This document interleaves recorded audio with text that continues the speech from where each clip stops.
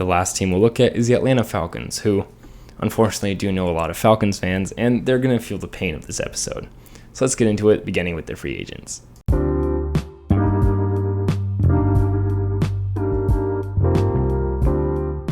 What's up, guys? I'm Tyler Coker, and I'm your host for today's episode of Today with Tyler. I hope you enjoy.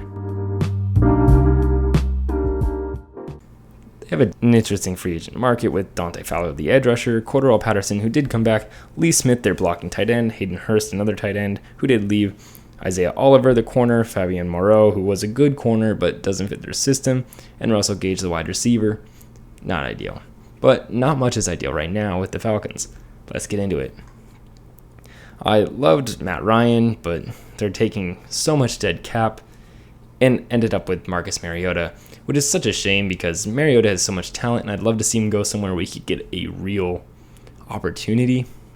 But he's never going to get that in Atlanta unless they manage to have a really, really good draft, which I'm cheering for them to do because in the end I do want to see my Atlanta Falcon friends a little happier because, hey, they had the World Series, they had the national championship, but then they had to go and watch the Falcons every Sunday, and that's kind of a shame. Hopefully, Marcus Mariota will be able to take off, and it's going to be hard without any wide receivers. Calvin Ridley is suspended all year, as I'm sure all of you are aware because of his betting habits, and they don't really have many wide receivers after that. Russell Gage had a decent season at wide receiver, but even then, he isn't really sure what he is. And what are you going to look at next? TJ Sharp? There isn't really much. So they certainly are in need of wide receiver depth. Luckily, there's plenty of that in this draft. You can even get wide receivers, as I've said once before, in the 7th round that I like. And so no matter where you are, you're going to get somebody who's going to be able to make plays and get open. Just hopefully you get a really good one and not someone who doesn't really turn out. Cordarrelle Patterson, luckily, kind of takes away from that because you don't really know what he is, if he's a running back or a wide receiver, and he's going to be able to take a little bit of pressure off of Marcus Mariota himself. He is pretty good, but in the end, they could also use a true running back since Mike Davis didn't cut it, and they really need someone who can break some tackles because their offensive line doesn't really do much to stop them from getting tackled. Looking into it, their offensive line was ranked 27th by PFF, and they were below average in both pass and run blocking. Chris Lindstrom has been a stellar right guard and played as one of the best players on the entire Falcons roster, but in the end, the rest of the line is pretty bad. Even though Jake Matthews emerged as a pretty good pass protector, he's terrible when run blocking and really kind of fits in with the rest of the line when he's run blocking. Matt Hennessy also had a decent season, but with a true liability to his left, he couldn't really stand out as much. And then we have to take a brief look at left guard Jalen Bayfield, who was really a shame as a rookie. He came in as a tackle in one of the deepest tackle classes I've ever seen. Coming from Michigan, had some pretty high hopes for him. He shows up, can't even cut it as a left guard in the NFL. Unfortunate, but he is also a rookie, and I have a lot of faith that they're going to be able to improve upon his weak performance and make him a true tackle. Maybe. Definitely a guard. I think for sure when he has that much physical traits, he's going to be able to be a good guard, and hopefully they don't have to worry about guard anytime soon. They only need to worry about getting another tackle.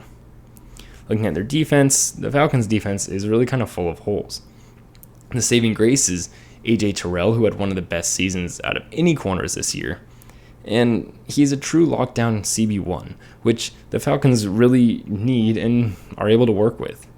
They still were significantly below average as a secondary, as Fabian Moreau doesn't fit the scheme the Falcons run, and Duran Harmon and Jalen Hawkins both had really below average seasons as well as safeties. They also aren't helped that their pass rush was ranked last in the NFL by an insane amount. They got a sack in just 3.03% of their snaps, and the next lowest was the Chiefs at just under 5. They were 2% lower than the next lowest team. That's a pretty bad stat to be on. The only salvageable season from their entire box was Grady Jarrett, but it's not like he was good, he just didn't stand out as bad. No matter how physically talented most of these players are, they need a defensive renaissance to try to fix this team, especially since this division could get so weak so quickly, because as soon as Tom Brady retires, all of these teams are in a position to take the division. So I'd like to see the Falcons take 2-3 years and just fully rebuild. And that seems to be what they're doing, and I'm very glad they are. Get some cap space, get some draft capital, get some good young players, and just build off some talent.